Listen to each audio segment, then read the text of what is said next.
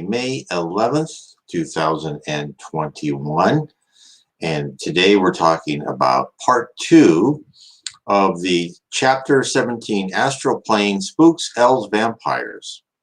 And we went through this very long chapter, so I split this chapter into 2 different sessions. And of course, I talk about this book. I've been talking about this book, and I will continue until we finish the book every Tuesday. And I think it's around 4 or 5 o'clock, depending on what time zone it is. I am live on the East Coast in the evening, New York Eastern time, I should say. And then, of course, that is different time zones around the world. So welcome, everybody. And, oh, thank you. And can you also say, can you see my picture? Because last week, my camera didn't see me. It was just a blue screen. So if you can just tell me if you can see my picture, that would be great. I would appreciate that. So this is a great book. He's talking about, now he's going down into the dark zones, right? The Spiritism calls the lower zones, and then beneath the crust of the earth, they call it the dark abyss, and that's where his mission is. But now he's just kind of going down to that direction, and he's learning from the spirit mentors and the spirits with more knowledge than he has about what is in this plane. So let me bring that up, and we will start. Yes, okay, good, thank you. Let me here. There we go.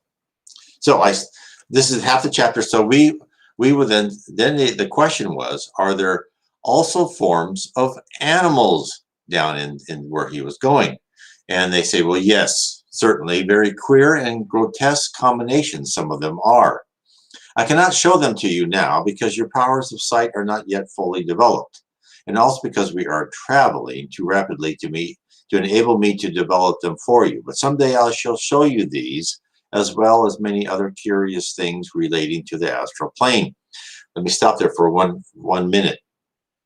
Traveling too rapidly. So they are going, they're not walking, right? Or walking, or they're not in a car. They are volitating. So in Spiritism, they call traveling by thought, at the speed of thought, volitating. Now, so they can still see things. It depends what you want to do. You can just appear somewhere almost instantaneously, but you can also volitate and kind of slow down a little bit so you can see some of the scenery around you. That's why he says, well, we really can't see them very well right now. I'll carry on. I may tell you that atoms may be classed under different heads, and that each class will have a special attraction for others of its own kind. Thus, vegetable atoms will be attracted together to form astral trees and plants, while animal atoms will form into the semblance of beasts, birds, etc., and human atoms into men and women's forms. In some cases where the human beings from whom the atoms come are very low in the scale of humanity and nearly akin to animals, their atoms will blend with those of the lower forms of life and create grotesque, horrible creatures which resemble at once animals and men, and having been seen by clairvoyants in some semi-trance condition, are described as nightmare visions. So what does Spiritism say about this? Well, when he's saying atoms, everything is created by universal fluid, and the wills of spirits will create this by different vibrations and density and harmony, and kind of spiral tracking, kind of like if you look at an atom, everything goes around the neutrons. The neutrons are in the middle, electrons and protons circle the atom. It's more of an elliptical than a perfect sphere. So, but these things are they're probably loose, some sort of put together bits of universal fluid that are attracted by thoughts, and then they will come and they will create that. And that's what he says. Now, a lot of it could just be, and that could be part of it. A lot of it could be humans that are in a very beastly manner because that's what they think they are. So that can happen too, right? Because remember, when you die, you will look like you think you look, and some of these people feel so terrible, that will happen to you. Now, oh yes, and then also, this is a good comment here. So this is like sleep paralysis, where I was talking about or these visions and nightmares. And so I do want to go off on sleep paralysis because I think that's a really good point. So let's talk about sleep paralysis one day. Isn't it interesting? Because I had this too. I don't know if people out there have had sleep paralysis where you cannot move your body. And of course, I look it up and I read about, oh, it's just something that happens to you, and it's your psychological. Well, I don't believe that for a second. I was on the island of Kos in Greece, and I was, I think, 20 or 21. And I was laying in bed. It was just around lunchtime. And then I was sitting there kind of resting, and I could hear the dogs barking from far away. Then the dogs started barking closer and closer, the different dogs. It was like, and then all of a sudden, I couldn't move. And then I couldn't move, and then I saw a vision, just like Mr. Megamot X says, a vision during sleep paralysis. I saw a vision, and I saw myself going very close to the water, like, flying 2 feet off the water towards a beach with a very nice architecture, kind of fancy hotel. And that was this, and then I just stopped it, and I resisted it, and then I could finally move again. But I was completely paralyzed. And I believe that was a spirit. I do not believe sleep paralysis is some sort of psychological condition. I believe that is a visit by a spirit. So I don't know what other people's interpretation is or opinion. I certainly respect your opinion, but that happened to me. So I absolutely. So let me carry on. Oh, let me hit the wrong thing. There we go. Okay. So in the earth spheres, an immense amount of living atoms are thrown off continually from man's lower or animal life. Now, when they say atoms, these are mostly like thoughts, right? Because all thoughts are recorded and tracked. And so these thoughts go all the way out through the spirit universe, and they'll come back and they'll hit you again. So these thoughts may collect maybe with other thoughts as things go on. So this may be what he's actually talking about. And these sustain and renew the astral forms. But were we to transport one of these shells to a planet whose spheres have been spiritualized beyond the stage of material life, or in other words, freed from all the lower germs, the astrals could not exist. They would become like noxious vapor and be blown away. That is absolutely true. The Earth is a planet of atonement. Now, we are going to be a planet of regeneration. When we become a planet of regeneration, the lower zone and the dark abyss, the spirits that live there, and these different elementals, I should say, they will be gone. Won't be part of it. Why are they here? They are here because they're part of the chaos, and they're part of they're part of our training environment. And of course, and again, here's another comment. More like thoughts projected from the causal plane. And see, now I don't know if I agree. I understand what you're saying, but those thoughts, now thoughts are projected from the causal plane, and they do influence us.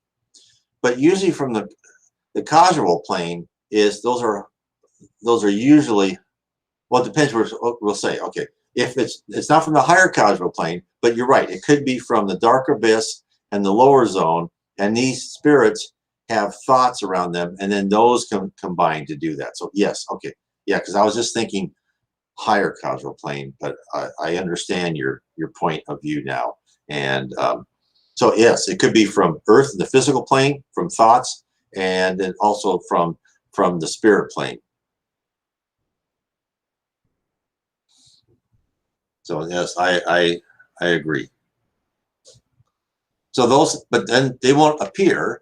They will not appear in a planet of regeneration, because the lower zone and the dark abyss, the spirits that live there will be sent to other planets. Well, casual plane. I always thought it was should be casual, but maybe it's casual plane. Anyway, never seemed right to me. Okay, where was I? Yes. These astrals being, as I said, created from the cloud masses of human atoms and never having been the envelope of any kind. Oh, let me, there's another comment before I start. According to yogis, that yeah, and in fact, that was done by I can't remember his name. It was a yogi, and he wrote a book that I've read, autobiography of a yogi, and talking about the casual plane, and then the what was the other plane name? Um, if you remember the other plane, and then we have here our physical plane, and the yogi he talked to him that told him about this had actually died and went to in helping people in that other plane. And you can look at that of what he said and what Spiritism says, and the casual plane is like the spirit plane. And yet, then he said, I can't remember the other plane he said, if you can write that down, that would help. And that other plane he talked to really was, I believe, was him on the existence in higher spiritual planets. Yes, Yogananda, the higher part of the mind. Yes, that yogi that talked to Yogananda was, I believe, he died, and then he went and worked at a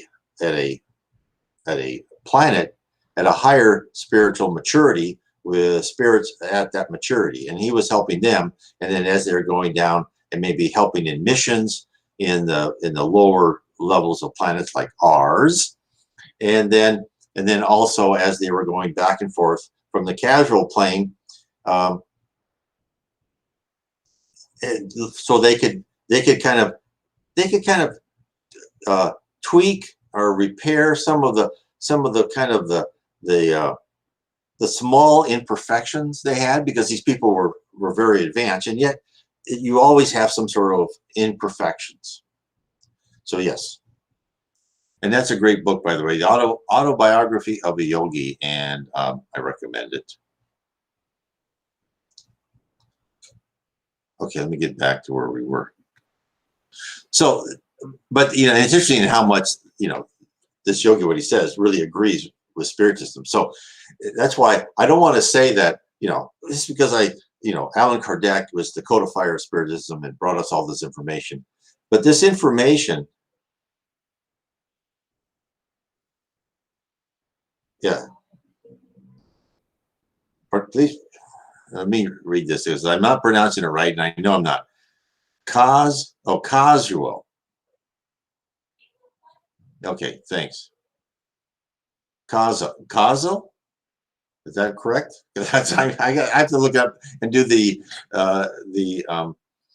Cambridge pronunciation, because I have. Okay, casual. Okay, I'll look that up. But thank you for that, because I should. Because I looked at it and I probably reversed the letters in my mind, because I hadn't seen that word until I read that book. So thank you. Okay, where was I? Yes. So it's amazing how much things, and they even say in that book, Autobiography of a Yogi, that we're all light, and we're all kind of like a movie, which is true. And actually we are like like to cause something, the cause of, just so causal. That's the way I pronounce it, but I'll look it up and learn how to pronounce it correctly. So thank you. So it's I just want to say is, it's not, Spiritism has given us a lot of more detail on the spirit world, the spirit plane, on the physical plane, and that doesn't mean that not other vehicles have been used to tell us about that. Jesus came, of course, he's the governor of our planet.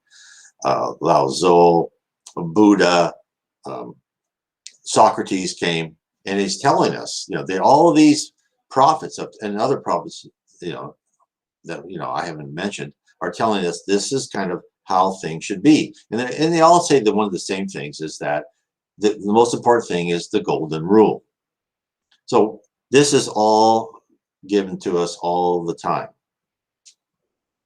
So may I carry on with what this So, okay, these astral beings, as I said, created from the cloud masses of human atoms and never having been the envelope of any soul, are very little more permanent in their nature than the frost flowers on the window pane, unless the power of some higher intelligence acts upon them to intensify their vitality and prolong their existence.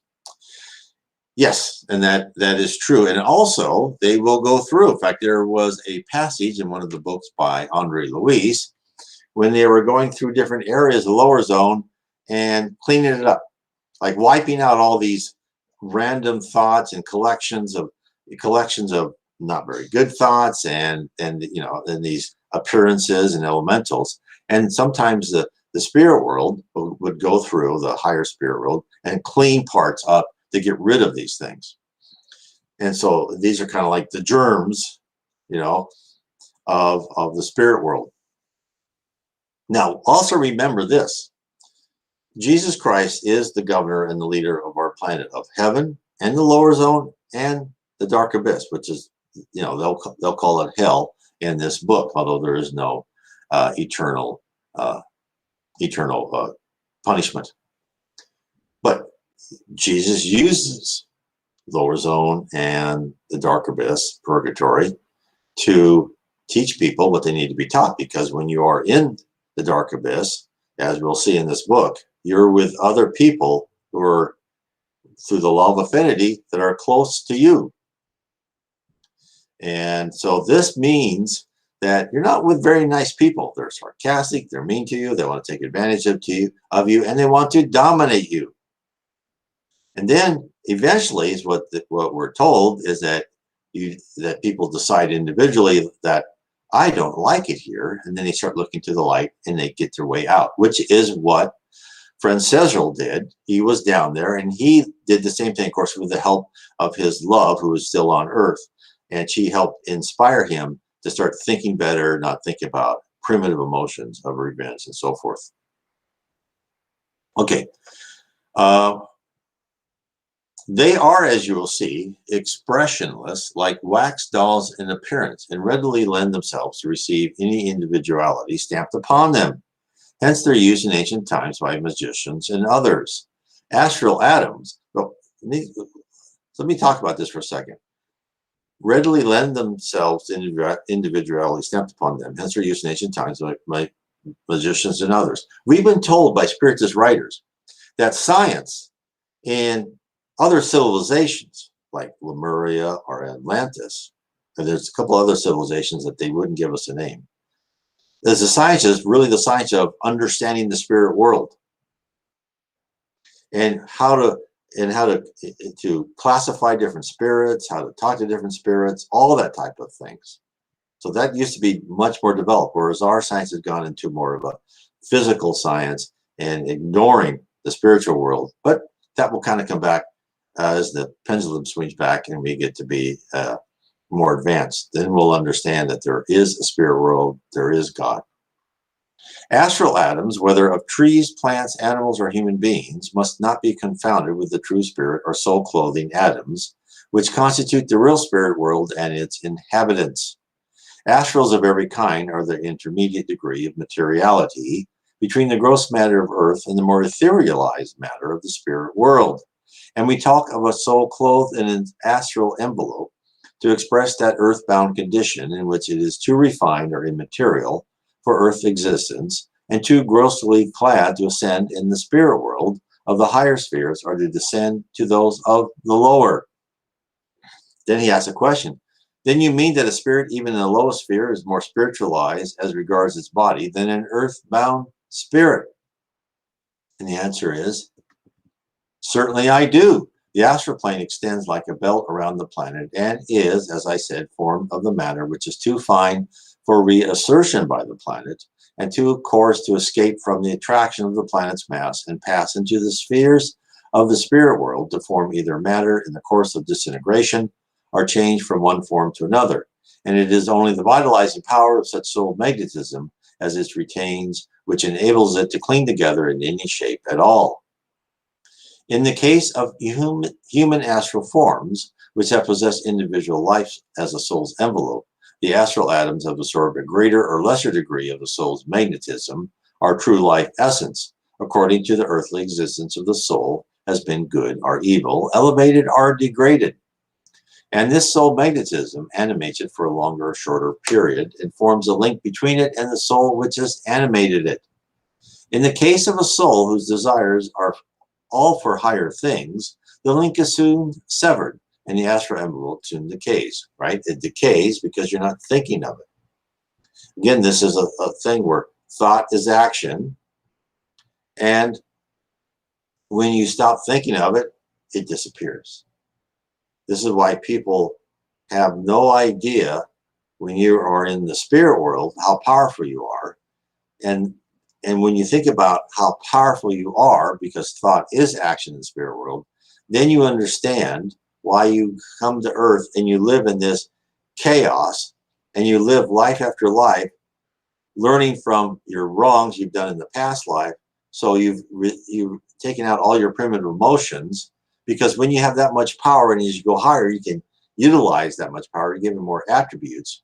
As I talk about in my books, The Spirits in the Spirit Universe, you will be taught how to use more and more of the power, and you will be gifted more and more power. But you only be gifted that as your mind and your spiritual maturity is elevated. So we're going through this really tough life here on earth for a very good reason, because we're being trained for having almost omniscient power. In some cases, the astral of a soul of a very evil life will have absorbed the lower or higher spheres. Astral matter is practically so much of the soul's vitality that after the soul itself is sunk into the lowest sphere of all, the empty shell will still float above the earth like a fading image of its departed owner. Now, astral, okay, so that, I see, it's kind of like an image of what that was, a thought. Such are sometimes seen by clairvoyants hanging around the places where they once lived and are truly spooks, or you call them ghosts. So these are spirits, let's say, who are completely attached, let's say, to their favorite house. They die, someone else moves in the house. They say this house is haunted because these things are hanging around the places where they once lived, and their thoughts are always on this place. And they'll float like a fading image. Some people can see ghosts, spirits, some people can't. It all depends. They have no intelligence of their own, since the soul has fled, and they can neither influence mediums nor move tables, nor do any other thing except as mechanical agents of some higher intelligence, whether that intelligence be good or evil. So these thoughts and these collections of forms are a lot of times used by the spirits on the lower zone to create havoc, right? To influence for not good, I should say, people on earth. So why are they taking, why aren't they just involved with themselves? Why are they trying to stop, why are they trying to stop the progress of earth? Why are they trying to stop a person, let's say, who's an alcoholic, who wants to quit themselves, right, and quit it and become better? Why are they trying to stop them? Well, one is they like alcohol, and they want to absorb that, and they want to be part of that. And the other is they don't want any of the earth to progress, because once it progresses past a planet of atonement, all those leaders and chiefs in the lower zones and below will be sent to another planet where they will no longer be on top of the totem pole. It's like everybody from one prison transferred to another prison, where the prison leaders are now just regular prisoners. They're not in charge anymore. They're back to where they were. This is what they're trying to stop. And a lot of them just hate Jesus Christ. They hate what it shows. It's sad to see, but that's the way they are. And they're also rebellious. And you have to feel sorry for these people, because I believe that we've all been there before. Because to really rise in the spirit world, you have to become very humble and know that you don't know anything, and you have to open yourself to learn. And that's tough, right? And we've all been there. We're like, oh, you can't correct me. I know more than you. Well, probably not. right? So you really have to humble yourself. This is why Jesus said you have to be as humble as a child to rise into heaven. And exactly, you have to, what he means is you really have to say, look, I know nothing. Let me understand it. I need to kind of refashion my personality. I need to open my eyes because there's a lot there I don't understand. Okay, I'll carry on. The astral before us now has no soul magnetism in it. It's probably looking at something. It never possessed any. Therefore, it will soon decay, and its atoms will be absorbed by others. But see to what use it can be turned when acted upon by my willpower and animated for the time being by my individuality. So I looked as he spoke and saw the astral doll suddenly become animated and intelligent, and then glide to one of the brotherhood whom Hussein had selected, and touched him on the shoulder, seeming to say, "Friend, Hussein Bey salutes you." Then bowing to the amused and wondering brother, he glided back to us as though Hussein had held it by a string like performing monkey. Now you see, he said, how if I chose, I might use this astral as a messenger to execute some work I wish done at a distance from myself, and you'll understand one of the means made use of by the old magicians to carry out some work at great distance from themselves without their appearing to take any share in it.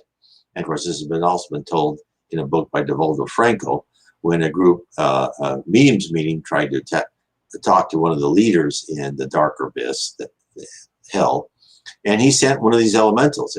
It looked like him. He made it look like him, but they knew they weren't talking to him. These astrals, however, are only capable of being made use of upon the astral plane. They could not move any material object, although they would be visible to material sight at the will of the mortal using them. There are other astrals, more material in substance, which could be used to penetrate into the earth itself and to bring forth its hidden treasures, the precious metals and gems deeply buried from the eyes of men. It would not, however, be lawful or right for me to explain to you the power by which this could be done, and those magicians who have discovered and made use of such powers have sooner or later fallen victims to those powers they could summon to their aid, but rarely continue to control. And so it's all about force of will. And these magicians, and in fact, this was talked to in other books I've read, these people on earth who thought they could control spirits, and this is all books written about this. The answer is no. Oh wait, that's another. Okay, I saw and read Notes of Lord before I knew. I almost finished. As for the causal plane and higher planes in general, I'm quoting Ishwar Puri, his lecture. He probably got his lecture from, of course, the book, the autobiography of a yogi. And it's a great book. No Solar. I recommend everyone read No Solar. That is the first book in a series. I believe it's 13 books. I believe it's 13 books, and it's actually the first book was made into a movie. It's in Portuguese, yet it has English subtitles. It's great, and it's called Astral City. So I would look for that book, and then it's also on Netflix. If you have Netflix, I would also say with Netflix there's a movie called Kardec, and it talks about Allan Kardec. Oh yes, Natural Pure Yogi himself. I'm just saying he probably got a lot of this information from other documents you read, and maybe talk to spirits. I don't know, but you could be right and I could be wrong. I certainly can be corrected.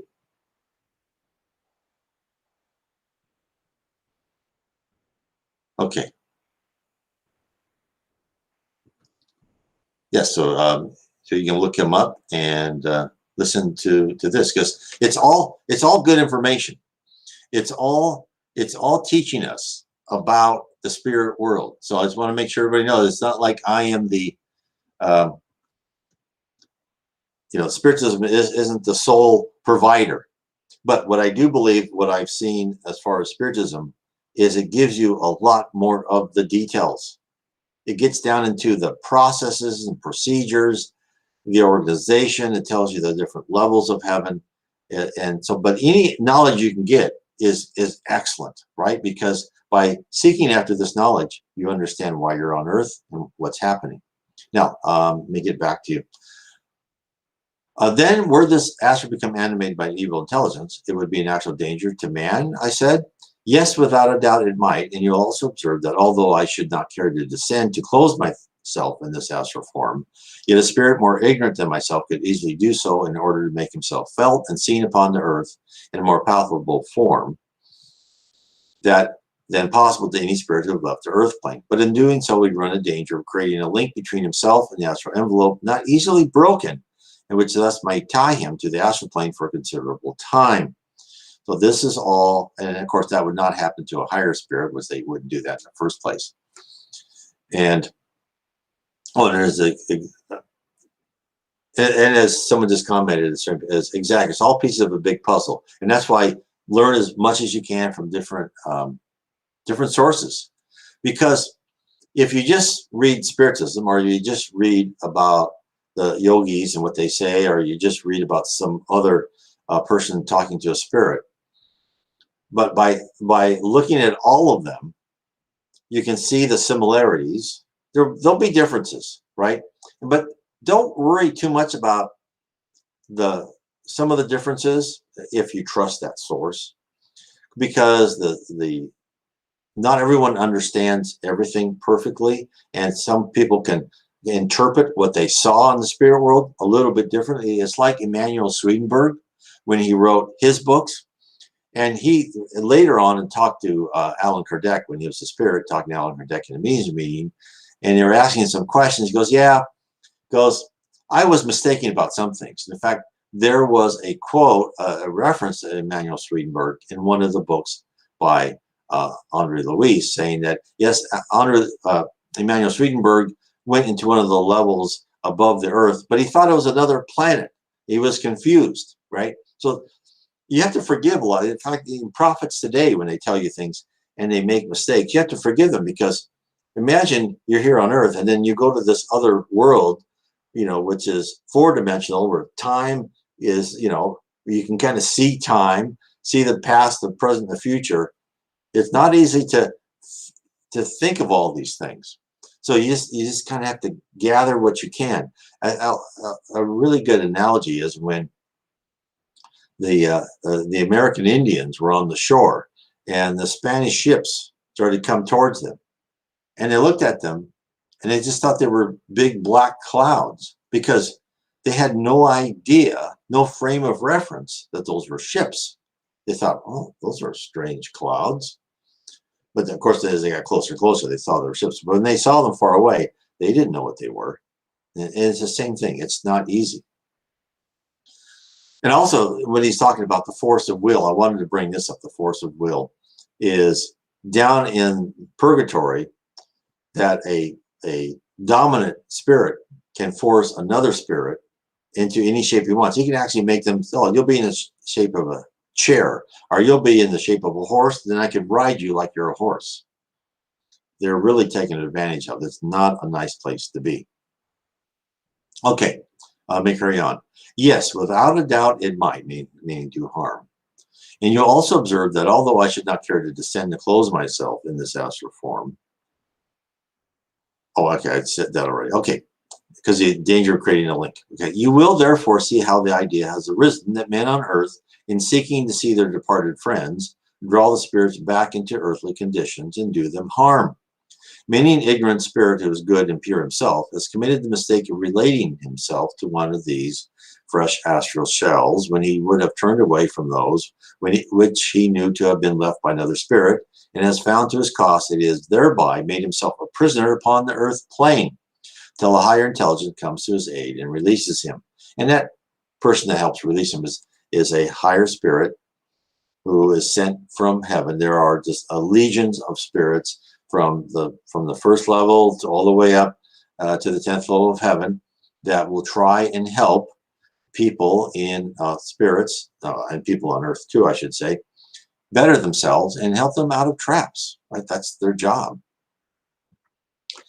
In a like manner, spirits of a low type can clothe themselves in these empty astral garments, but in their case, the very grossness of the spirit or soul prevents them from retaining possession long. The dense magnetism of the low spirit's own body, acting as a strong noxious vapor or gas would do upon a covering made say of a spider web of fine gossamer, and render it into 1,000 pieces. To a spirit above the astral plane, an astral envelope appears almost as solid as iron, but to one below it, these fragile shells are like a cloud or vapor. The lower the soul, the stronger is its envelope, and the more firmly does it hold the soul, limiting its powers and preventing it from rising into a more advanced sphere. So what is he saying? He's saying exactly what Spiritism is saying, but let me say it a little differently. On the physical plane, we are mostly matter and a little bit of energy. As you die and become a spirit, let's say you're down in the lower zone, you are matter and energy. But as you rise above into heaven, you become a higher ratio of energy to matter, where when you become a perfect spirit like Jesus Christ, you become almost all energy. Now, he may be pure energy, but I can't say that because I haven't read exactly where it says he's pure energy and no matter, but I would say he's huge, high ratio of energy to matter. And so that's why if a high spirit, let's say not Jesus Christ, but a high spirit below him, but still pretty high in heaven, comes down into the plane, no one can see them. Even other spirits at lower levels cannot see him because he is so ethereal. And then that person must make themselves more dense so then they can be shown. In fact, you'll see that as people NDEs, they will go to like a hell, or what they think is hell, and these spirits will be around them wanting to take advantage of them. All of a sudden they'll run away because they'll say, oh, help me, but they'll run away. And he thinks, oh, someone, and then it's really because there's a spirit that he can't see, the person with the NDE, but those other spirits, that higher spirit made his or herself visible. And they go, oh, no, we can't fight that. And actually, to understand that is a lower spirit. If a lower spirit is trying to challenge a higher spirit, it's like a 5-year-old challenging an adult. There is no challenge. In fact, in one of in my book, Heaven and Below, I talk about this group of spirits went down into one of these lower zone cities. And they were there to release a lot of the spirits who've done their time. They really want to escape, and they're going to just let like thousands of souls escape at the same time. So they come into the city, and the head of the chief of the city challenges them, and the guy just like touches the sword that drips like a feather, right? And he goes, oh, okay, I know I can't fight you. So come into my castle, you can wait, and then we'll tell everybody to meet you at the gate, because he knows there's nothing he can do. So he goes into the castle, which is dingy and everything. He opens one door, he goes, wait in this room. And then he goes out the other door, and there's like I think like 10 of them or 12 of them. And one of the guys says, well, you know what he just did? He goes, I bet you most of these doors are closed. Like he could lock them in, right? He could imprison them. And they go, oh yeah. And they go, at our level, we don't get excited. They just made themselves less dense and walked right out, because that wall down in that lower level of heaven, lower level zone, I should say, not heaven, didn't stop them at all. They became more energy and just walked right out. And of course, when this chief came back and he told all the guys, look, I trapped all these people. And he opened the door, and of course, all of his people there just laughed at him, because that's how they are at that level. So it kind of gives you an idea of how this works. That's why there's just so much information, so exciting, and when you read spiritualist literature, and I have that in my books. So he goes, be careful. You mean then that spirits sometimes use these astral shells as they do earthly mediums, and either control them independently or actually enter into the form? And the answer is yes, certainly. A spirit above the earth plane, anxious to show himself to a clairvoyant of the lowest or first degree of power, will sometimes enter one of these shells, which he at once stamps with his identity, and in that way the clairvoyant will truly see and describe him. The danger lies in the fact that when a good spirit of limited knowledge seeks to leave again the astral shell, he finds he cannot do so. He has animated it, and his strong life holds him prisoner, and it is often difficult to release him. In a similar manner, the too long continued control of an earthly medium by a spirit has been found to create a link between them which becomes at last a chain. To a spirit of the lowest spheres, an astral envelope is but a convenient, all too evanescent cloak with which to hide his own degraded spirit body, and thus impose upon clairvoyance, unable to see the vile spirit underneath. But to a good and pure spirit, the astral envelope is a suit of iron capable of imprisoning him. So, I think some of this I would like to take a little bit different. So, a good and pure spirit, I think, is what he means is a spirit without much knowledge of the spirit universe, maybe at a very low level of heaven, or but a person trying to become better in the lower zone. A spirit in heaven, a mature spirit in heaven, will not need this. They will talk to mediums, either where they can see them or not, that will have the ability. So first I want to say is mediums attract the level of spirits at which they are. So if a clairvoyant or a medium is not very spiritually mature, that person, man or woman, will attract like spirits who are not very spiritually mature. And therefore, if you ever in a medium's meeting or with talking to a medium and you're getting advice from a spirit, I've been in I'm not a medium, but I've been in medium meetings sitting along the wall. If you're getting advice on your love life or where you lost your keys, or you're being excessively lavish praise upon you for some reason, be very careful, because there's something going on there. Those are not higher spirits talking to you. That is not how a spirit would talk to you. If you talk to a higher spirit, the higher spirit will talk to you like you are a kid in their class. They'll talk to you like they're the teacher who you may have a memory of. They're the teacher who was, when you were a kid at the time, thought, well, God, he's kind of mean. But when you look back at it, they're a teacher that expected you to improve yourself, to become a better person. So they'll give you moral advice and hope and pray that you will understand and do the right thing for your moral advice. Now, there's something, there's exceptions to that. But I'm just saying. And that's why I understand why people read the Bible and say, don't talk to spirits, right? It is dangerous to talk to spirits. And it is if you don't understand. So if you're a medium, you really need to read the Book of Mediums by Allan Kardec, The Domains of Mediumship, another book by Andre Louis. And you need to understand the different types of spirits, and you need and know that spirits will come and say, they'll use a different name. And you need to have a dialogue with that spirit for you to understand at what level, because Allan Kardec has categorized the levels of spirits. And you need to know what level they're on, because then you can, and because the first thing to know is that just because a person's died, became a spirit, doesn't mean they know more than you.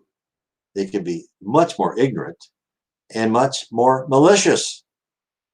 So keep that in mind. So that's why, yes, that's why if you're talking to spirits, you should be trained as a medium. You should be with other mediums who have experience.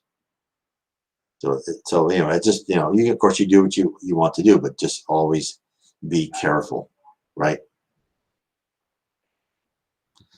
So let me carry on. Then in the case of what are called impersonations by one spirit of another at seances upon the earth, are these astrals made use of? And the answer is very often they are, where the mischief-making spirit is of too low a type himself to come into direct contact with the medium. You must know by this time how wonderfully the thoughts of mortal men and women are mirrored upon the atmosphere of the astral plane. And as pictures, they can be read and answered by spirits possessing the knowledge of how to read them. Again, it's not just these pictures on the astral plane. Spirits, no matter what level, can read your mind. Your thoughts are an open book. They know what you're thinking. A very low spirit can know, when you're doing something, they can say, exactly why you're doing that and what's behind that. And they can also see what's they can read your thoughts, all of them. And the lower spirits can see a little bit ahead of what's going to happen to you. And the higher and higher spirits can see much more of what's going to happen to you. So the higher the spirit, the more they can see your future. Jesus Christ can probably see your future as thousands of years and many lives ahead. Whereas someone in heaven can see, oh, I can see what's going to happen in the next life. A lower spirit can say, oh, I can see what's going to happen in the next hour or week. So these are things to think about. All spirits have not the power, just as all men and women on earth are not able to read a newspaper or a letter. See, there you go.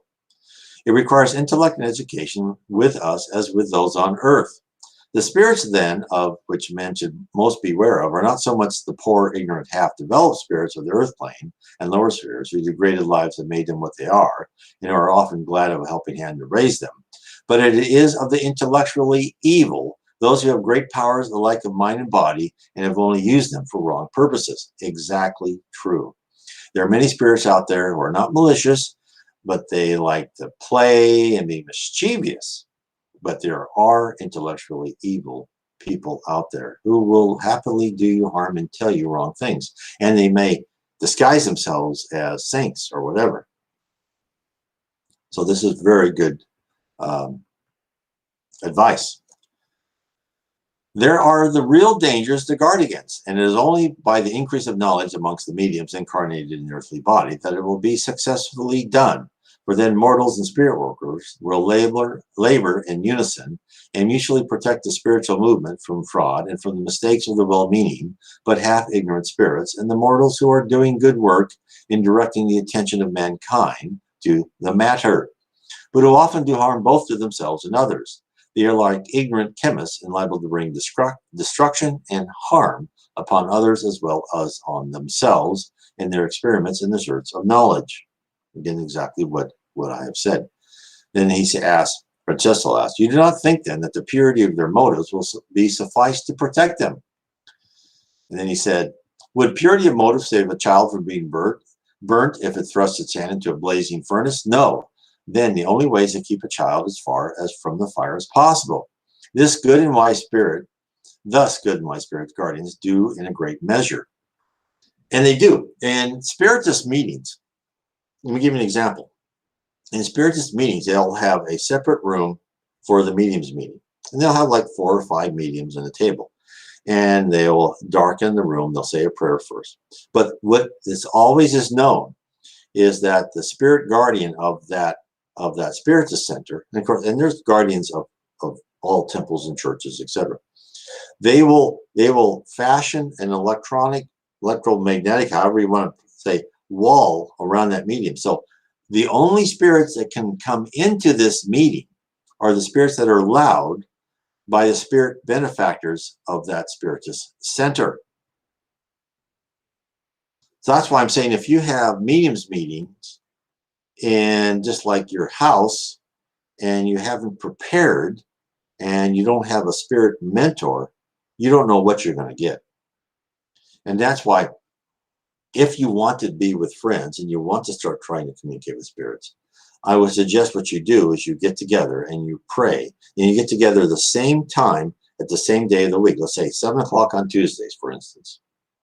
And you take the first 4 or 5 meetings and you just sit there and you pray and you say, please help us. We want to talk to the spirit world. Please send someone to help and guide us and protect us and give us more information. And at the same time, try to study Spiritism and study these things and learn what it means to be a little bit spiritually mature. And then hopefully you'll start getting some sort of guidance. But don't just like start it with a Ouija board, right? I would, I'm not saying definitely do not do that. I just recommend you don't.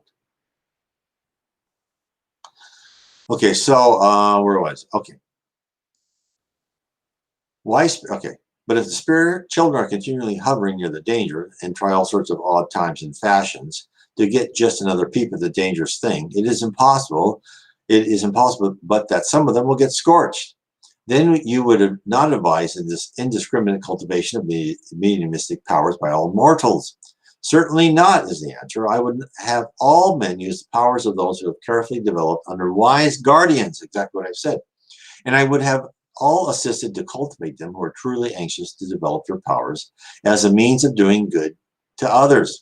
But when you consider how manifold and how selfish may be the motives of those mediumistically endowed, you'll see how exceedingly difficult it would be to protect them.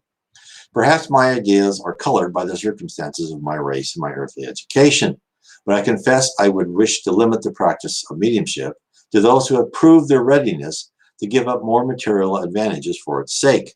I would, in fact, rather see them set apart as a body who have no share in the ambitions of mankind. But enough of our discussion. I am now about to let this astral shell go and draw your attention to another type of the same class. So again, this is something that I'm glad that reminded me. In Spiritist centers, I know there's hardly any in the English-speaking world. There's many in Brazil, and they're wonderful. But a medium who charges for having you communicate with someone is not going to communicate with higher spirits. You do not charge for any mediums meetings in any of the center I've been to. Absolutely nothing. Chico Xavier never charged anything. And so therefore, if a medium is charging you for something, then you know quite well that the spirits that are communicating to you are not advanced spirits. So keep that in mind. As he spoke, he made a swift upward motion with his hands over it and uttered some words in an unknown language, whereupon the astral, which had hitherto floated on beside us, stopped and seemed to waver about for a few seconds until an advancing current of magnetism caught it, and it was swept away from us like a piece of driftwood upon the waves. As I turned from watching it, I saw a small cluster of dark, weird, horrible-looking forms approach us. These were astral shells, which had never known soul life, but unlike the pleasant, waxy-looking astral form from which we had just parted, these were in all respects repulsive. These, said Hussein, are the animations thrown off by men and women of low intellectual type and evil sensual lives. They are from the slums of the earth life, not alone the social slums, but also from the higher grade of society, where there are moral slums quite as degraded. Such beings as these, when animated by an evil intelligence, can be used for the very worst purposes. Being so very material, they can even be used to affect material matter upon earth and have been so used in the practice of what is known as black magic and witchcraft. And they are also, but very rarely, used by the higher intelligence to affect physical phenomena at seances. Where wise and good intelligence control them, no harm will be done, but under the direction of the evil or ignorant, they become a danger beyond my power fully to express. To these astrals, and to those of a similar class in which the soul germ yet lingers as in a prison, are due those rough and dangerous manifestations sometimes seen in spirit circles, seances, where men of bad lives and others too ignorant to protect themselves are assembled for motives of curiosity or mere amusement. Again, a warning. And amongst what class of spirit do you place those ghouls and vampires so believed in many parts of the world? Vampire spirits are those who have themselves known earth life, but have so misused it that their souls are still imprisoned in the astral envelope. Their object in sucking away the animal life principle of men and women is in order to retain thereby their hold upon the life of the earth plane, and so save themselves from sinking to far lower spheres. They are anxious to cling to their astral envelope and to prolong its life. Just as men of very evil lives upon the earth cling to the life of earthly body, because they fear that when they are separated from it, they will sink into some unknown depths of darkness and horror. The constant renewal of the animal and astral life often enables these vampire spirits to hang about the earth for centuries. And so they've said a lot about vampirization and vampire spirits. And they almost, and one of the what they've said, they almost look like ovoids, like a watermelon.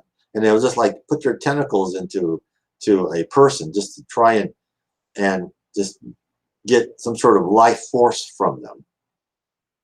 And let me see. And so, oh, vampire's my favorite spirit. There you go.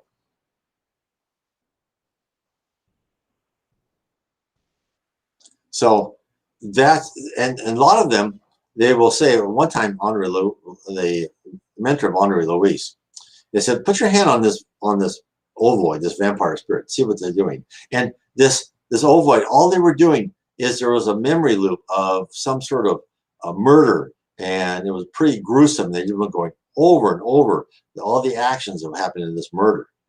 In fact, you'll see that like with the ghosts and everything, right? We'll see the action. They were just so, they're so talking about it and feeling it. So their thoughts just became associated with that location. So that's when they say with vampire spirits, they just try to suck life. They're not sucking blood. They're just trying to keep their life, right? And really, the only thing that will help them is at some point in time, the spirit world will cause them to reincarnate. And usually they may reincarnate in a pretty deficient body, unfortunately. But then the next life hopefully get better as they get better. Question. Is it possible for vampire spirit to possess itself with sufficient amount of materiality to appear in mortal form and mingle with men? It's described in many of the tales told of such creatures. Here we go. If you mean to ask if the vampire can make to itself a material body, I say no.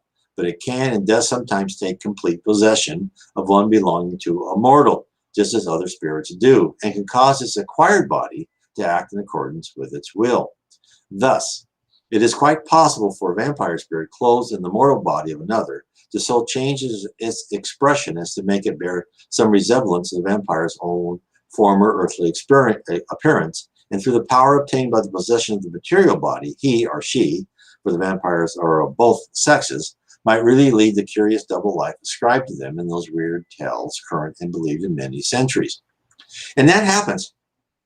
This is where a lot of the causes of mental illnesses and possession and schizophrenia are, now, before I say this, is always go to your psychologist or psychiatrist and go to your medical, because they will help.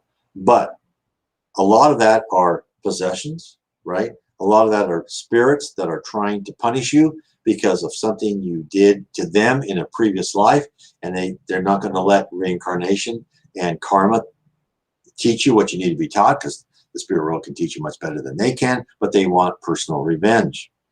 And that's why you really need to meditate. You need to be more spiritual. You need to ask for help, and you need to ask for help for those people who are trying to obsess you. Because really, this whole thing about exorcism, the Spiritism says they just laugh at that. No, the way to work with these spirits that are bothering people is to reason with them and let them know, no, maybe not vampire spirits, it needs help of a higher spirit, because they are just so elemental and primitive that there's not much you can do there. But so let me give you an example.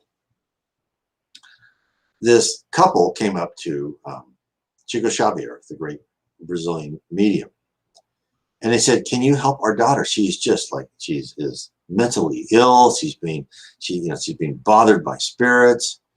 And so Chico said, "Go help somebody. Go and do as much good as you can."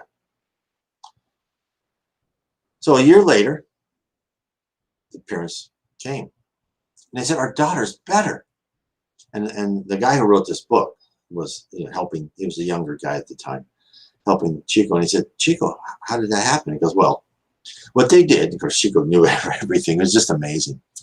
What they did is they went and they helped prisoners in a prison. And they read them the Bible. They talked about Spiritism to them. And they helped them any other ways they could. And the mothers of these prisoners, the mothers in the spirit world who were hovering over their children trying to help them, who've been in the prison, saw this couple helping their sons. And so they went and followed this couple to their house and saw that these spirits were trying to obsess their daughter. And these mothers said, "Don't do this. They're helping our sons. Please." And then the spirits bothering their daughters said, "Okay, well," and they left. So these are things to think about. This world, I know some of the things I say for someone who's never have any idea of the spirit world, that I must be completely weird and crazy sounding. And in fact, in my 20s and 30s, I would have dismissed everything I said completely. But since I've had experiences that cannot be answered by our completely materialistic world and culture, I discovered that there is something far more controlling us, and that Jesus and the the spirits around us are so much closer to us, and we are so much more involved in the spirit world than we can ever guess. Okay, let me carry on. By far, the larger number of vampire spirits, however, are not in possession of an earthly body, and they hover about the earth in their own astral envelope, sucking away the earthly life of mediumistic persons whose peculiar organization makes them liable to become the prey of such influences, while they are themselves quite ignorant that such beings as these astrals exist. The poor mortals suffer from the constant sense of exhaustion and languor without suspecting to what it is to be attributed. And of course, that also in Spiritism, they'll tell you that you're tired and all that stuff. Because the question is, but cannot spirit guardians protect mortals from these beings? And the answer is not always. In a great measure, they do protect them, but only as one may protect a person from infectious fevers, by showing them the danger and warning them to avoid spots where, owing to their associations with their earthly lives, the vampire spirits are especially attracted. This the guardian spirit does by instilling to the mind of the mortal an instinctive dread of the places where crimes have been committed, or persons of evil lives have lived. But since man is and must be in all respects a free agent, it is not possible to do more. He cannot be directed in all things like a puppet, and must in a great measure gather his own experience for himself, however bitter may prove its fruits. Knowledge and guidance will help, and help will always be given, but only in such a manner as will not interfere with man's free will, and only such knowledge as he himself desires. Nothing will ever be forced upon him by the spirit world. I think that's the end of the chapter. The next chapter is Approach to Hell. So, let me bring this down. And of course, to give you another story, is this woman who was, these vampires were around her, and on release, look at her and said, doesn't she need more help? Because, well, no, because she's studying Spiritism, she's praying, she's meditating, she's slowly disassociating herself with these spirits. She's doing a great job. So we give her encouragement, and we try to give her more health in her body, more energy, I should say. But if she needed it, we would help more. So that is something. So yes, you can do that yourself, but it takes a lot of effort and power and dedication for someone to throw off these spirits that is obsessing them. But it can be done. But of course, again, I want to say, always talk to your doctor, psychologist, psychiatrist, etc. So if there's not any other questions, I've actually gone over time here. So I just like to say is, if you want to learn more about the spirit world, I recommend my book, The Spirit Realm. Spiritism has revealed the reality of our existence. I've written 15 books. And before I forget, let me show you. This book is on my site.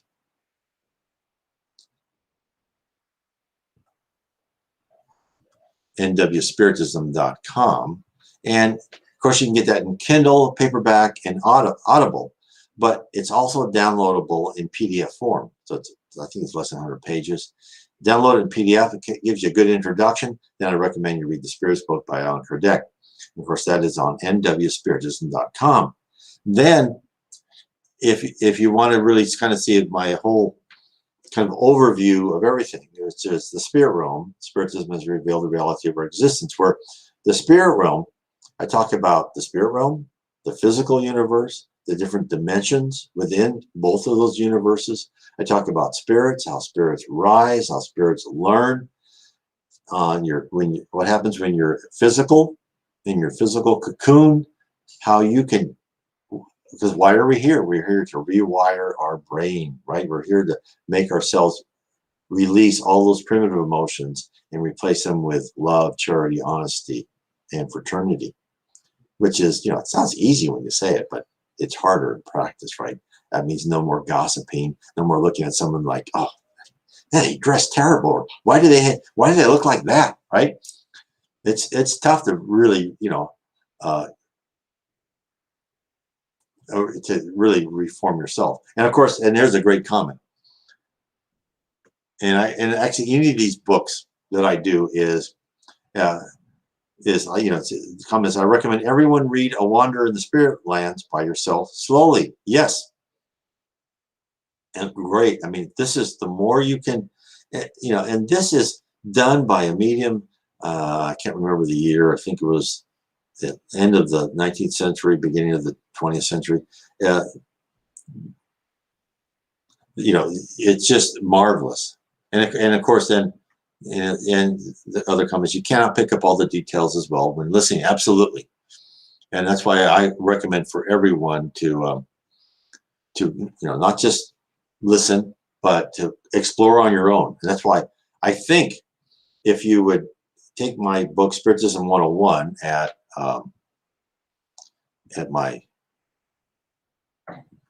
on my blog, you can really, there's a lot of, I have links to other books like this. And in fact, I have on my Facebook page, and you can find a link to my Facebook page, in the file section, I believe I have this in PDF and other books on PDF that you can download from there. So they're just marvelous information. And the more you read this, it's just the more you understand. In fact, there's this one book, Daisy, and I forgot the name of the book, but it's about the child Daisy Dryden. And I went over this in one of my books about near-death experiences. And her mother wrote all the book about as she was dying. I think she was like about 12 years old. And this was during the time of the Civil War. And as she was dying, she could see spirits around her. And when people would visit her, she knew about their past children that she had no knowledge of. And so there's all these little mysterious facts out there. So, and this is why, I mean, and so people ask, why doesn't just God come down and say, there's a spirit world, everybody? It doesn't work that way, because if God came down or Jesus came down and says, look, we have this absolute power and you're just immature spirits and there's this whole spirit world, and you better be good or you're going to go to a bad place. And you go, oh, okay. But you wouldn't change yourself, right? Would you change? Would people who you knew that were kind of evil and criminal, they would just say, oh, I better not for a while, I better hide it better. Then they'd forget. No, you're on this earth to look at these clues, like this book I'm reading, right? The Spirit Realm, the book I've written, are these other little near-death experiences, are your own experiences with your mother, father, grandmother, aunt, uncle, to say, okay, my current culture is telling me all this is hokey, that there's no such thing, except physical life. And when I die, I'm dust and I'm nothing. I don't believe that anymore. And actually I never did believe it. I always thought we were something, but I wasn't sure. But this is what Spiritism tells you. It gives you more detail. So you can place yourself in the context of your life. And you can place yourself why you're going through the dramas and trials and tribulations that you're going through. Right? Because why is this happening to me? Like every child, why me? Right? And there's always a good reason. And it may begin because you deserved it in this life, but a lot of times where you may say, why did that happen? It's such a good person. Well, that good person may have done something in a previous life, and they may have asked for that trial in their current life. This is why the earth is seemingly so chaotic and cruel. It's supposed to be. But when we become a planet of regeneration, it will become much better. Okay, so I'll just leave one more comment.